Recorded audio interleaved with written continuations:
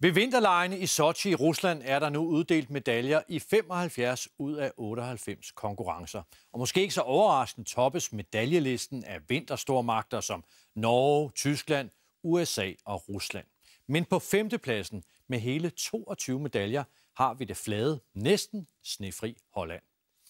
Og i dag kom der yderligere 2 til samlingen, da de snuppede både sølv og bronze i kvindernes 5.000 meter hurtigløb på skøjter. Og faktisk er samtlige hollandske medaljer vundet netop med et par skøjter på fødderne, og det er altså langt fra tilfældigt. De har kun én ting i hovedet i Holland for øjeblikket: hurtigløb på skøjter. De snelheid is gewoon heel erg leuk en zeg maar, de techniek die je erbij moet gebruiken om echt hard te gaan, zeg maar, dat is echt, dat maakt het schaatsen zo mooi.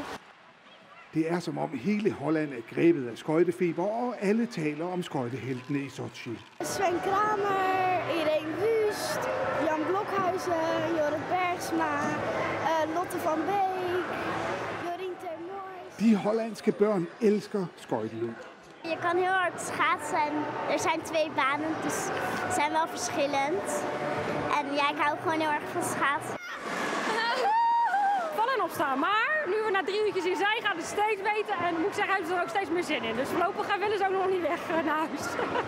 For hollænderne er skøjteløb en ældgammel tradition. Ik denk dat we heel veel water hebben. Dus als het vriest, zeg maar, dat we heel veel sloten hebben om op te schaatsen. Dus dat is echt, door heel Nederland is het dan één groot feest. En overal gaan mensen het ijs op om te gaan schaatsen. Dus dat maakt het waarom Nederland zoveel van het schaatsen houdt. Skøjtende hollændere fascinerede maleren Pieter Bruegel helt tilbage i 1565. Og hver eneste år venter alle spændt på, om det bliver så koldt, at kanalerne fryser til is.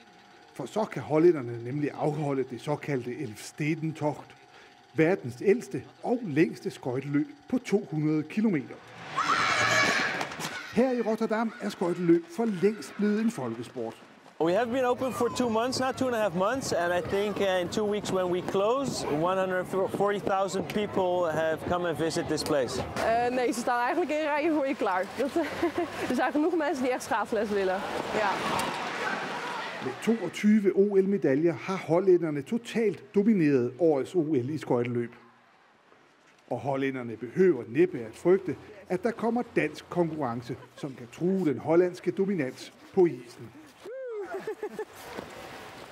Og der er stadig adskillige skøjtekonkurrencer tilbage, så hollænderne har mulighed for at vinde endnu flere medaljer. Jeg undskylder, jeg griner. Det var min kollega Ole Ryborg, man så det her på skøjter.